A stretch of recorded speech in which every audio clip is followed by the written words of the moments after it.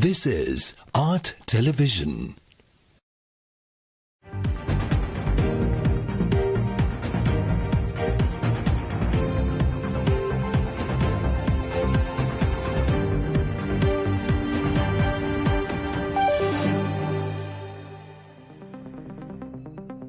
Hello there, welcome to State of Business on Art Television. I am Pamudha Kattukampala. Stay tuned in as we bring you the most up-to-date highlights of the day, and let's start the news after having a brief look at the top stories for tonight. A uniformity of tax policies is highly important in investment, European Union says. We are ready to invest in projects in the renewable energy sector, Denmark says to Sri Lanka. And now news in detail. The need for a better consistency regarding investment and tax policies was highlighted at the forum to revive the EU-Sri Lanka investor dialogue, which was concluded recently. The need for a streamlined, clearer and easy process to establish a company in Sri Lanka and positioning Sri Lanka as a transport and logistic hub in the region were two other major topics which were discussed at the forum.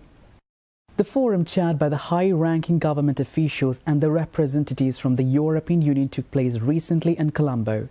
Board of Investment Chairman Engineer Raja Idirisuri delivered the opening remarks and gave an outline of the overview of the economic situation, foreign investment trend in 2021 and the latest measures and regulations to support foreign investment. BOI chairman stressed that doing business in Sri Lanka has now returned to normalcy despite what the country went through with the pandemic. He further stated that the BOI looks forward to working closely with the EU to facilitate the existing investors as well as to encourage existing companies to reinvest and expand their operations in Sri Lanka. This was followed with a speech by Ambassador for the European Union to Sri Lanka and Maldives, Denny Shaibi, who spoke of the bilateral trade and EU investment in Sri Lanka. The Ambassador Shaibi stressed that the EU would like to make Sri Lanka an attractive investment destination for potential investors from the EU. The matters discussed at the dialogue comprised the foreign exchange crisis in Sri Lanka, the need for a better consistency regarding investment and tax policies, and the need for a streamlined, clearer and easy process to establish a company in Sri Lanka. They also discussed positioning Sri Lanka as a transport and logistic hub, promoting public-private partnership to boost EU investment in Sri Lanka, improve the trade facilitation to increase the competitiveness and efficiency of the economy, modernizing the health sector.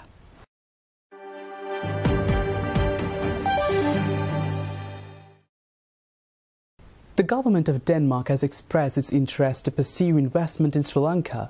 Accordingly, Sri Lanka and Denmark have both expressed interest in exploring the possibilities of collaboration on projects in the renewable energy sector. The interest by the government of Denmark to engage in investment opportunities in Sri Lanka was revealed at a discussion took place with the newly appointed Ambassador of Denmark to Sri Lanka, Freddie Swana, called on Prime Minister Mahinda Rajapaksa last Thursday at Temple Trees. Ambassador Swana told the Prime Minister Rajapaksa that there is a lot of interest in Denmark to pursue investment in Sri Lanka.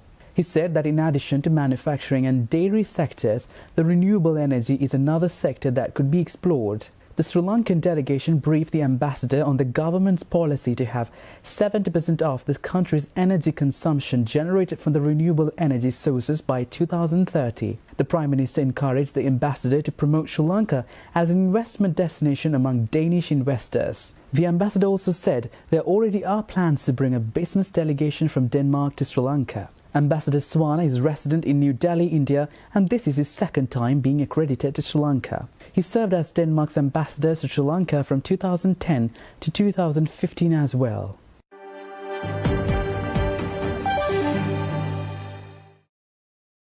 The three-day National Industrial Exhibition Industry 2022, organised by the Sri Lanka Industrial Development Board under the guidance of the Minister of Industry, concluded at BMICH yesterday. The move has been implemented to empower domestic manufacturers with knowledge, funding, opportunities, competent manpower and distribution network for industrialists to achieve their goals. The industrial exhibition was another successful step in the national program that was launched to lay the foundation for a massive industrial revival in the country. The exhibition featured 300 stalls representing the top 20 industries in the country. Prime Minister Mahinda Rajapaksa was the chief guest at the event with the Minister of Industries Vimal Veeravansa and a number of other invitees.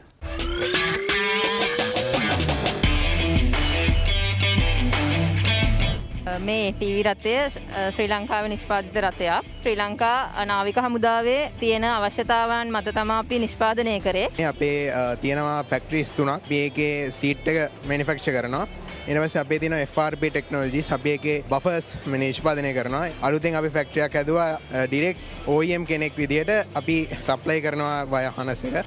මේ රටේ කර්මාන්ත ශේත්‍ර 21ක් හඳුනගෙන ඒක gazette කරලා මේ වෙනකොට විශාල වැඩ කොටසක් කරගෙන යනවා. අපිට ඉතා ඉක්මනින් ජාත්‍යන්තරේ ජය ගන්න පුළුවන් කර්මාන්ත ශේත්‍ර මොනවාද කියන එකට. පහුගිය වසර දෙක තුල ගෝලී අර්බුදයක් තිබුණේ. විශාල අභියෝග රාශියකට අපේ කර්මාන්තකරු මුහුණ දුන්නා. නමුත් අපේ ඉන්න කර්මාන්තේ වැඩකරු අපිට අවශ්‍ය බඩු භාණ්ඩ හදිය බොහොමයක් නිෂ්පාදනය කරලා දුන්නා. 3 දෙනෙක් වෙලා පැවතුන වාහන එකලස් කිරීමේ කර්මාන්ත මේ වෙනකොට 12 දෙනෙක් දක්වා වර්ධනය වෙලා තියෙනවා. Stay tuned for more news after the short break.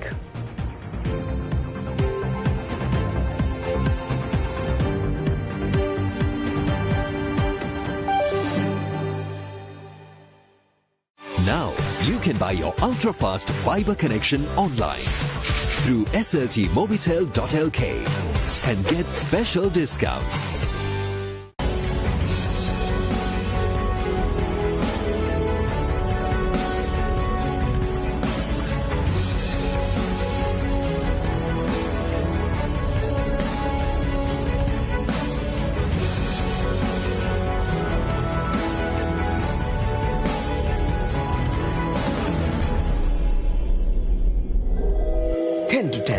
Sponsor.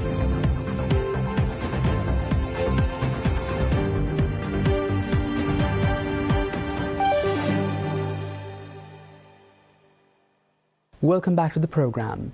Airtel Lanka demonstrated the 5G readiness of its network as it conducted live 5G trials over a commercial network last week at a function held in Colombo. Airtel Lanka Managing Director and Chief Executive Officer Ashish Chandra said that their high-speed network will have a huge impact on the lives of the Airtel clients by empowering them at the most affordable price. Speaking at the function, Airtel Lanka Managing Director Ashish Chandra said that Airtel 5G is fully equipped to deliver up to 10 times more speed, 10 times lower latency and 100 times concurrency compared to existing technologies. He also added that building on the company's significant investments towards network upgrades, the commencement of 5G trials has put Airtel among the world's latest in mobile technology and network innovations.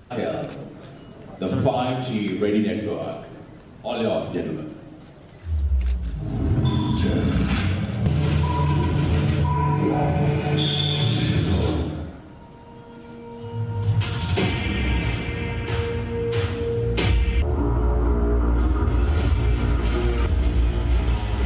Ladies and gentlemen, 1.9 Gbps. Everyone, big round of applause. Airtel. Today, you're meeting a new holographic avatar of me, which has been brought to you on an Airtel 5G network. Airtel started its journey in Sri Lanka in year 2009, which has been about 13 years for us. Immediately after the launch, we launched our 3G network. And last year, in year 2021, we launched our state-of-art 4G network. The 4G network that we created last year was a 5G ready network, which means that as soon as we are allowed to launch 5G network with a very light migrations in our equipment at the last mile, we will be able to provide the world-class 5G services to our customers. And today, all of us are here at this point to launch the 5G trial network for Airtel. Airtel also announced that its vision to provide every citizen of the country with a world-class network at the most affordable price. A company official speaking to the media personnel just after the event said that the company will always be bringing the state-of-the-art technology for its customers before another plans it. Ada Airtel සමාගම විසින් මේ 5G තාක්ෂණය testing එහෙම නැත්නම් පරීක්ෂණ මට්ටමින් පරීක්ෂණය කළා. ලංකාවේ වාර්තා කරපු වැඩිම වේගය ඉන්ටර්නෙට් වේගය අද අපි වාර්තා කළ මෙතන පෙන්වුවා. විශේෂයෙන්ම සමාගමක් හා ශ්‍රී ලාංකිකයෙක් හැටියට මට ඒක හරි ආඩම්බරයක්.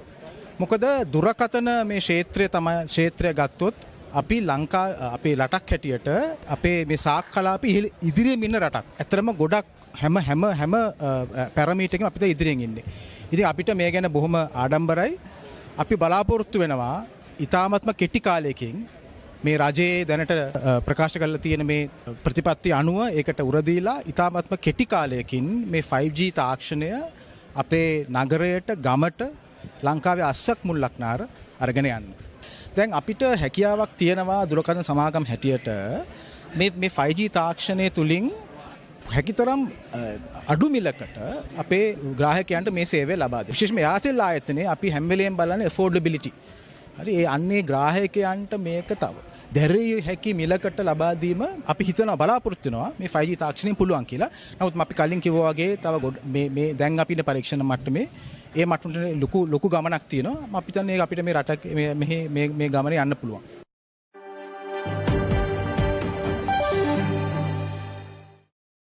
Meanwhile, a ceremony was held at the Sri Pali campus affiliated to the University of Colombo on Thursday to unveil the bust of Gurudev Rabindranath Tagore. Foreign Minister Professor G.L. Peiris, Indian High Commissioner Gopal Bagle, Colombo University Vice Chancellor Professor Chandrika Vijayaratna and several others participated in the event. In 1874, when he published his first poem, Abhilash, which means desire, as both the High Commissioner and the Rector told us, Rabindranath Tagore visited this island on 3 occasions. His visit in 1922 was a very brief visit. He went to Kandy to see the Kandy Perahara. And he was very greatly impressed by the art forms that he had the opportunity to see in Kandy. On that occasion, he was invited to Sri Lanka by Dr. W.A. De Silva. His visit in 1928 was a little longer. He spent about 10 days in this country, and he visited Anuradhapura, where Vesak was celebrated. And he found that a very uplifting experience.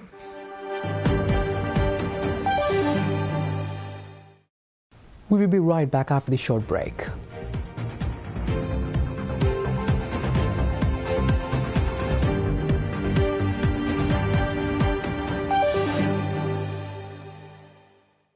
Now you can buy your ultra-fast fiber connection online through sltmobitel.lk and get special discounts.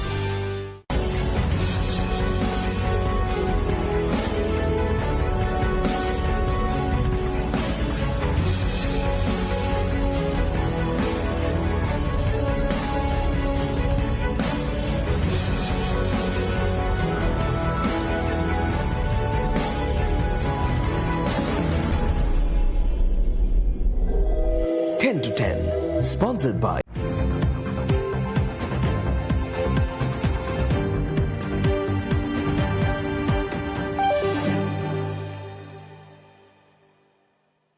Welcome back after the break.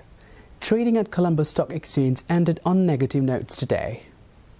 The Osha price index dropped 130.91 points to close at 12,631.69 and the S&P SEL 20 dropped 52.90 points to close at 4,280.86.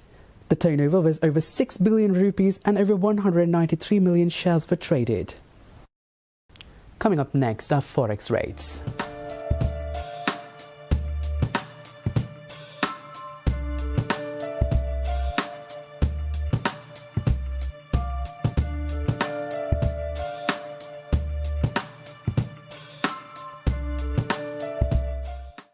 Well, that's all we have here today. See you tomorrow with State of Business at the usual time. Thanks for watching. Bye-bye.